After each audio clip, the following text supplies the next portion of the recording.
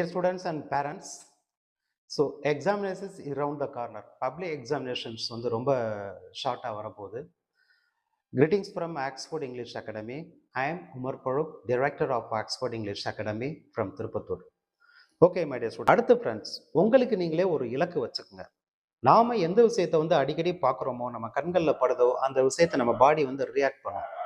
நீங்க ஒரு உங்க டேபிளில் படிக்கிற டேபிளில் ஒரு சின்ன ஷீட்ஸ் மாதிரி எடுத்துக்கங்க. அந்த சீட் எடுத்துட்டு உங்களுக்கு நீங்களே ஒரு இலக்கு, நான் வந்து இந்த 20 டேஸில் இத்தனை பெர்சன்ட் எடுக்க போகிறேன். ஃபார் எக்ஸாம்பிள், தமிழ் இருக்குது, நான் ஜனவரி ஃபர்ஸ்ட் வீக்கில் தமிழில் வந்து 90% நானே ஒரு டெஸ்ட் வச்சு உங்களுக்கே ஒரு மார்க் டெஸ்ட் மாதிரி நீங்களே வச்சுக்கணும், எடுக்க போகிறேன். இங்கிலீஷ் இருக்குது, இங்கிலீஷில் நான் வந்து ஒரு 90 எடுக்க போகிறேன். ஃபார் எக்ஸாம்பிள் சொல்கிறேன். இந்த ஒரு இலக்கை நீங்கள் எழுதி, பேப்பர் எழுதி நீங்கள் உங்கள் டேபிளில் ஒட்டணும். You should see on the table everyday. என்ன நீங்கள் ஒட்டிக்கலாம், அதை நீங்கள் அடிக்கடி பார்க்கணும். அப்படி நீ அடிக்கடி அந்த விஷயத்தை பார்க்கும்போது ஆட்டோமேட்டிக்காக அது உங்கள் சப்கான்ஸ் மைண்டில் போய் பதிஞ்சு அது உங்களை தூண்ட ஆரம்பிச்சிடும். பாருங்கள், நம்மளை படிச்சிருக்கோம், ஓகே 90% அழகா சிம்பிள் ஈஸியாக உங்களை எழுத முடியும். அதை நீங்கள் சக்ஸஸ் பண்ணிட்டு அதுக்கப்புறம் நீங்கள் என்ன பண்ணணும் அப்படின்னா 100% ஃபார் ஆல் சப்ஜெக்ட்ஸ் அப்படிங்கிறத எழுதி உங்களோட இதில் வச்சுக்கணும். அடுத்து இன்னொரு விஷயம், ரிலாக்ஸ்டாக படிக்கணும்.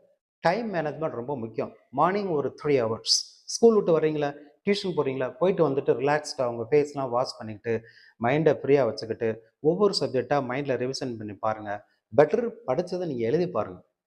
இப்போ இங்கிலீஷ் அப்படின்னா கிராமர் நீங்கள் நிறையா ப்ராக்டிஸ் பண்ணுங்கள். ஒரு சர்டன் திங்ஸ் தான் கிராமர் வரும்.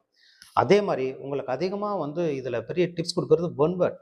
எல்லா சப்ஜெக்டில் ஒரு ஒன் வேர்டை நல்லா தரவு பண்ணுங்கள், அதை ரிவிஷன் பண்ணுங்கள். அதுக்கப்புறம் நீங்கள் என்ன பண்ணீங்கன்னா ப்ரீவியஸ் கொஸ்டின்ஸ் ஒரு 3 years பேக்கில் கொஸ்டின்ஸ் பேப்பர்ஸ் எல்லா பேப்பர்ஸும் வாங்கி நீங்கள் அனலைஸ் பண்ணுங்கள். அதுலேருந்து தான் ரிப்பீட்டடாக வரும். இதை நீங்கள் செய்யுங்க. 2 விஷயம் நல்லா ஃபாலோ பண்ணுங்கள். உங்களுக்கு நீங்களே ஒரு இலக்கு வச்சுக்கோங்க. இந்த உங்களுக்கு நீங்களே மிகப்பெரிய போட்டியாளராக மாறுங்க.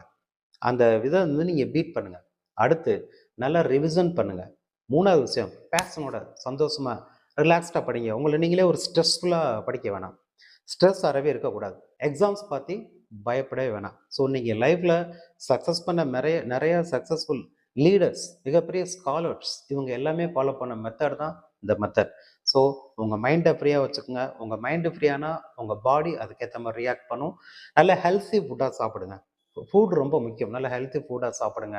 ஃப்ரூட்ஸ் நிறைய எடுத்துக்கோங்க. Vitamin A fruits, vitamin B1 அதெல்லாம் பிரெயின் செல்ஸ் வந்து ஆக்டிவேட் பண்ணும். ஒமேகா 3 ஃபேட்டி ஆசிட்ஸில் ஃபுட்டு, நிறைய ஃபிஷ் சாப்பிடுங்க. ஃப்ரைடு ஃபுட்டு, இந்த ஃபாஸ்ட் ஃபுட்லாம் தவிர்த்துருங்க. ஏன்னா சுவர் இருந்தால் தான் சித்திரம் பண்ண முடியும். அதனால் இந்த விஷயத்தை நீங்கள் ஃபாலோ பண்ணுங்கள். கண்டிப்பாக வெற்றிங்கிறது உங்களுக்கு மிக விரைவில் இருக்குது.